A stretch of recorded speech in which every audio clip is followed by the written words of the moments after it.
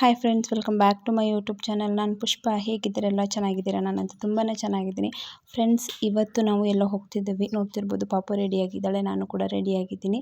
So ಎಲ್ಲಿಗೆ ಅಂತ ಹೇಳ್ತೀನಿ.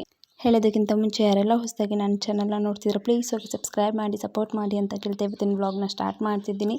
ಸೊ ಮಾರ್ನಿಂಗ್ಗೆ ನಾವು ತಿಂಡಿ ಸ್ನಾನ ಎಲ್ಲ ಮುಗಿಸಿ, ಪಾಪುದು ಕೂಡ ತಿಂಡಿ ಸ್ನಾನ ಎಲ್ಲ ಮುಗಿಸಿ ನಾವು ಹೋಗೋಕ್ಕೆ ರೆಡಿಯಾಗಿದ್ದೀವಿ. ನೋಡ್ತಿರ್ಬೋದು ನೀವು. ಆ್ಯಂಡ್ ಏನಕ್ಕೆ ಅಂತ ಹೇಳಿದ್ರೆ ದೀಪಾವಳಿ ಹಬ್ಬಕ್ಕೆ ಶಾಪಿಂಗ್ಗೆ ಅಂತ ಹೋಗ್ತಿದ್ದೀವಿ. ನನಗೆ ಪಾಪುಗೆ ಬಟ್ಟೆ ಶಾಪಿಂಗ್ ಮಾಡೋಣ ಅಂತ ಹೇಳಿ ಹೋಗ್ತಿದ್ದೀವಿ.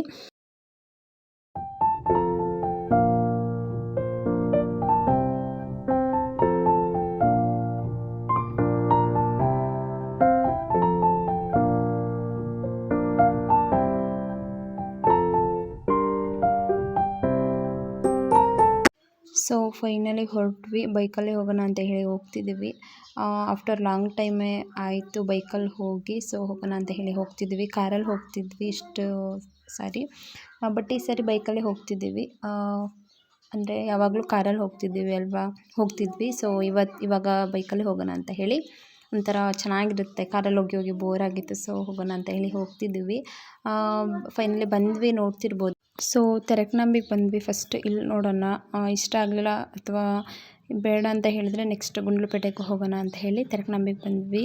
ಅಂದರೆ ಇದು ರೆಗ್ಯುಲರ್ ಅಂಗಡಿ ಅಂತಲೇ ಹೇಳ್ಬೋದು. ಅಂದರೆ ಪಾಪುಗೆ ಜಾಸ್ತಿ ಇಲ್ಲೇ ನಾನು ಶಾಪಿಂಗ್ ಮಾಡ್ತಿದ್ದಿದ್ದು. ಚೆನ್ನಾಗಿರುತ್ತೆ. ಮುಂಚೆ ಎಲ್ಲ ಇಲ್ಲೇ ತೊಗೊತಿದ್ದೆ ಪಾಪುಗೆ.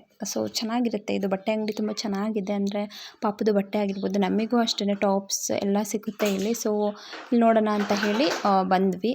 ನಾನು ನೋಡೋ ತನಕ ರಘು ಏನೋ ಕೆಲಸ ಇದೆ, 5 ನಿಮಿಷ ಬರ್ತೀನಿ ಅಂತ ಎಲ್ಲ ಹೋದರು. ಸೊ ಪಾಪುನ ಮೇಲೆ ಕೂರಿಸ್ಬಿಟ್ಟು, ಅಲ್ಲಿ ಟೇಬಲ್ ಥರ ಇತ್ತು, ಸೊ ಅಲ್ಲಿ ಕೂರಿಸ್ಬಿಟ್ಟು ನಾನು ಬಟ್ಟೆನ ನೋಡ್ತಿದ್ದೆ. ಅಲ್ಲಿ ಸರ್ಚ್ ಮಾಡ್ತಿದ್ರು ನಾನು ಕೇಳಿದ್ದು ಬಟ್ಟೆನ. ಅಂದರೆ ನಾನು ಕೇಳಿದ್ದು ಶರಾರ ಡ್ರೆಸ್ಸು ಪಾಪುಗೆ ಅಂತ ಹೇಳಿ.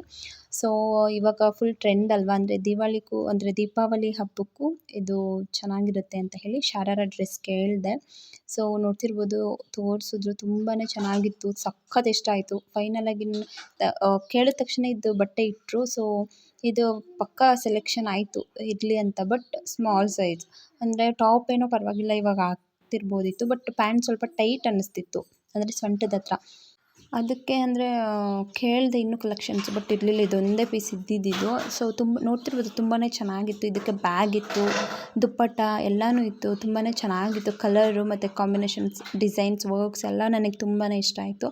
ಸೊ ತಗೊಳ್ಳೋಣ ಅಂತ ಹೇಳಿ ತುಂಬಾ ಇಷ್ಟಪಟ್ಟೆ ಈ ಡ್ರೆಸ್ಸು. ಬಟ್ ಒಂದೇ ಪೀಸ್ ಇದ್ದಿದ್ದು. ನೆಕ್ಸ್ಟ್ ನಾವು ಅಲ್ಲಿಂದ ಡೈರೆಕ್ಟ್ ಗುಂಡ್ಲುಪೇಟೆಗೆ ಹೋಗಿಬಿಟ್ವಿ. ಯಾಕೋ ಅಲ್ಲೇ ಹೋಗೋಣ ಅಂತ ಹೇಳಿ. ಅಲ್ಲೂ ತುಂಬ ಅಂಗಡಿಗೆ ಹೋದ್ವಿ ಅಂತ ಹೇಳ್ಬೋದು. ಒಂದು 5-6 ಅಂಗಡಿಗೆ ಹೋದ್ವಿ. ಮುಂದೆ ನಿಮಗೆ ಗೊತ್ತಾಗುತ್ತೆ.